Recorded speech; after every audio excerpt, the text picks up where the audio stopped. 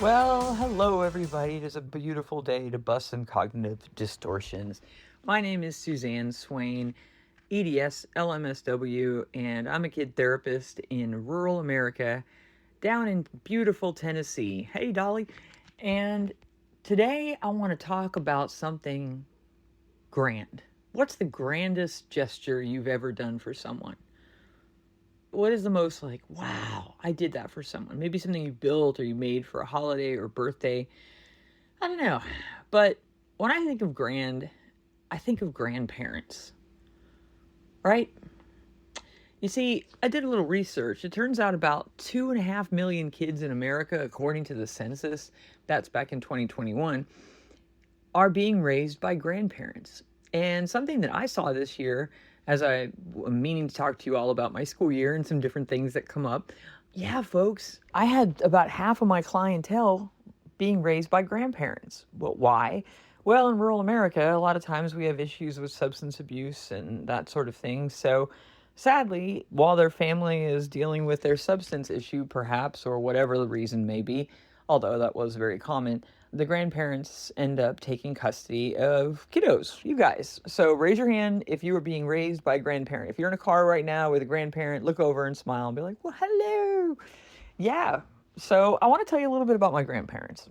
So I think for y'all to understand a very key fact, a lot of y'all, I love you so much, but I want to say hello to like Nene, TT, Fifi, Glam, me, all the stuff. Like y'all have so many names. My grandparents were called Grandma and Grandpa, or Gran or Granny, but never like some little like cutesy name. And that's fine. I love that you maybe do that, but the word grand is in grandparent. And so let me tell you a little bit about mine, and maybe you'll see what I mean. Well, for starters, on my mother's side, which all of my grandparents are gone, but there's an interesting story about the last one.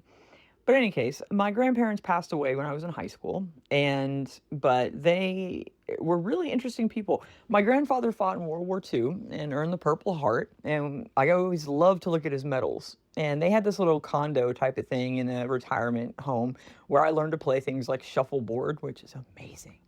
And we would shoot pool and things like that. And then he would take me to Dunkin' Donuts from time to get a glazed and a hot chocolate. And I thought that was the coolest thing in the whole wide world.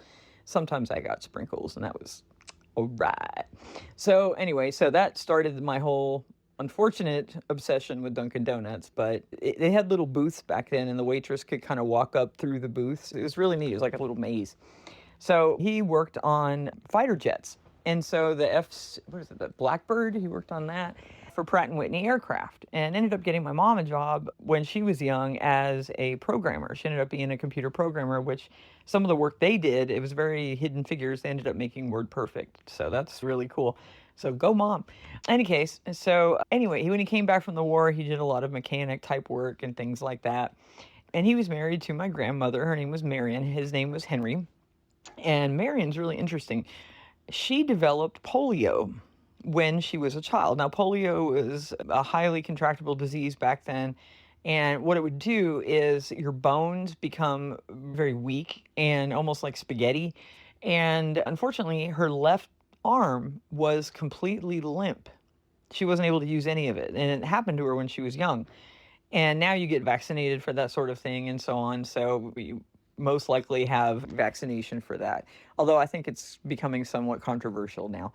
But we'll not get into that. But in any case, yeah, her arm was very weak. And so she'd wear a purse, and then she'd have to pick up her arm and kind of slide it through the purse.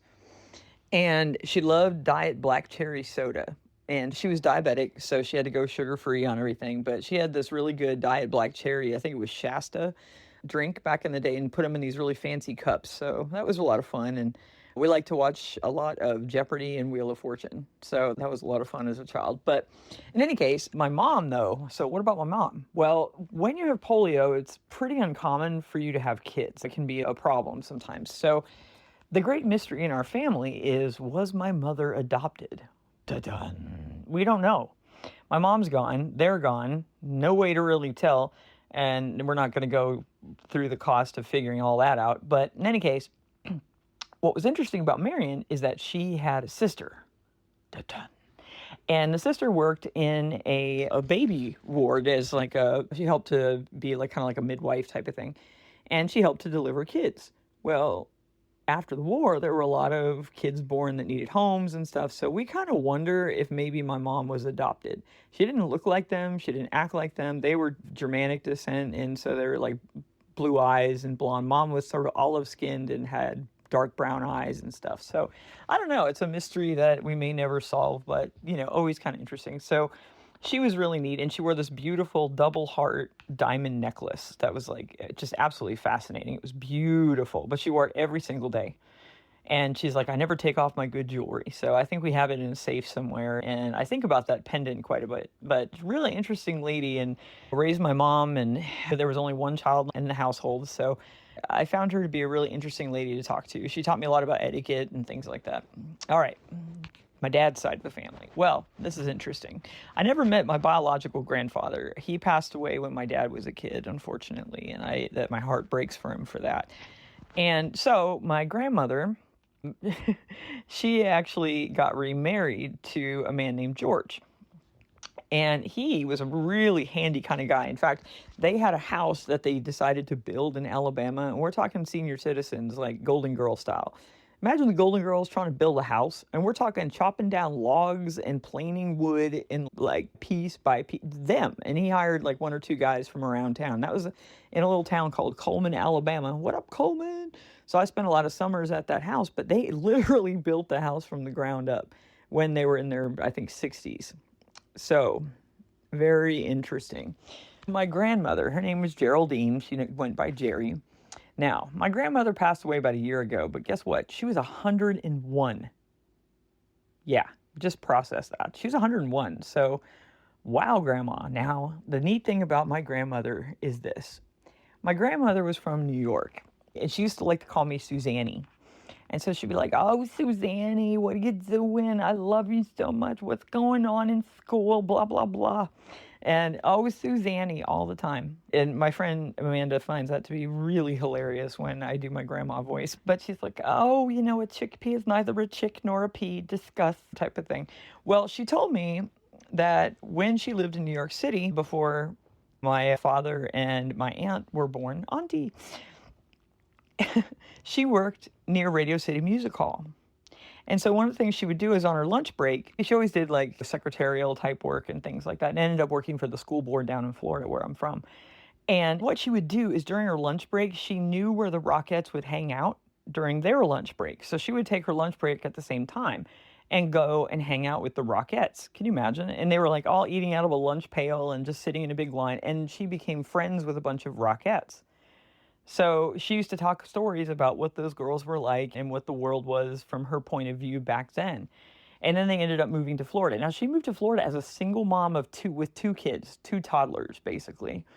So they moved down to South Florida, to West Palm Beach, to kind of start a new life and see what my real biological grandpa had passed away and things like that. So she ended up moving to Florida, to Riviera Beach, Florida, where my family basically is really rooted. So my dad kind of grew up there, and then my mom and my dad met at one of the dances that they would have on Friday nights. So my grandmother put my dad through Catholic school, and he had to kind of work his way through and things. So he always had a job and things like that. He was a busy guy. But she raised the family and things like that. But she used to love to be like, oh, Suzanne, when you were young, I remember that you'd look at the vacuum cleaner and you'd trace all the letters, and it was so cool. She also could cook. Man, can she cook. My dad's side of the family are known to be cooks, that's for sure. My auntie is one of the best cooks I've ever seen. But Grandma, she knew how to make some like ratatouille type of stuff. She made little pickled squash that she grew in the garden. And in Alabama, she planted all these blueberries. I have never seen giant blueberry bushes before. These things were like 15 feet tall and probably 15 feet wide, and she had probably 20 of them. So in the summers, one of my favorite things to do is at her house in Alabama. She also lived in Florida, had an apartment. But at her house in Alabama, when she'd be there in the summer, she'd let me go out and pick as many blueberries as I could possibly eat, thus making me learn that blueberries can make you smarter. Very cool. But I'd sit in the blueberry patch, like completely hidden from the entire world, eating blueberries and reading books. It was bliss. The blueberry summers. So Grandma introduced me to all wonderful things blueberry. and could make some very mean breakfast. And so I miss her terribly. And she always kind of believed in me, and she loved dogs. I had a mean, nasty dog one time that I was fostering, but boy, was this thing rotten. I love dogs, but I think there was something really wrong. But this dog didn't like anybody. And this dog loved her and was like jumping up in her lap. She was in her 90s. I'm like, do not kill grandma. You may not do that. No. Sophie just hopped right up there, curled up in her lap, and poof. Luckily, Sophie turned out just fine. But who knew? So we need to think about our grandparents a little bit. And September 7th is Grandparents' Day. So I'm not sure when you're listening to this, but do something grand for your grandparents. And if you are a grandparent, you have a grand story to tell. I am so thankful for that Rockette story. And every time I see the Rockettes on the Macy's Thanksgiving parade, I'm always like, go, Grandma. There's also a really cool picture of her that's I think it's from like the 1940s maybe. And she has this really cool little fascinator hat, or it's a type of hat, a fascinator on, and she's got like this cute little tweed suit, and she just looks fierce as all get out. So I hope I got a little bit of her fierceness. But like your grandparents, you've maybe got a bit of their spirit too. So kiddos, why don't you thank your grandparents? If you live with them, maybe see them as a really good way to tell stories. In fact, a lot of Native American cultures, their grandparents and so on, an extended family, that's how you learn stories. So if you don't listen, you can't learn, right? So anyway, I want to say thank you to the grandparents out there who are raising kids and living it up. I understand you did this once before, you're doing this again, and you're like, what are these kids even looking at right now? I don't know anything about any of this technology and stuff like that. But don't worry, I'm coming to help you. So we are going to do an episode about technology, so you might want to check that out really soon. But until then, embrace the word grand in grandma or grandpa. You are a grand individual who's led a grand life. And in the case of you raising a kiddo, hey kids, check it out. It's pretty grand that they're raising you, isn't it? That takes guts. It really does. It takes moxie. It takes guts, moxie, faith, and a whole lot of blessings. So, thank you, grandparents. I appreciate you. And to my grandparents who have helped my kiddos come into therapy, thank you so much for being open to that idea. We're here to help, and I'm so glad that I now can help these kiddos and work with them throughout the year, and work with you too to help you feel more comfortable. So check out the technology one. It's coming up later on this season. If you want to check out our website, it's www.msmarypoppins.com. And if you'd like to drop a little in the candy jar or subscribe to this podcast, I would greatly appreciate it. Share it with your friends, fellow teachers, parents, anybody that's dealing with kiddos or kiddos yourselves. I hope you can share this podcast with someone. Whoa, I think we're going to go talking about virtual reality next time, so check it out. Everybody, stay clever little foxes and have a great day. Y'all are grand.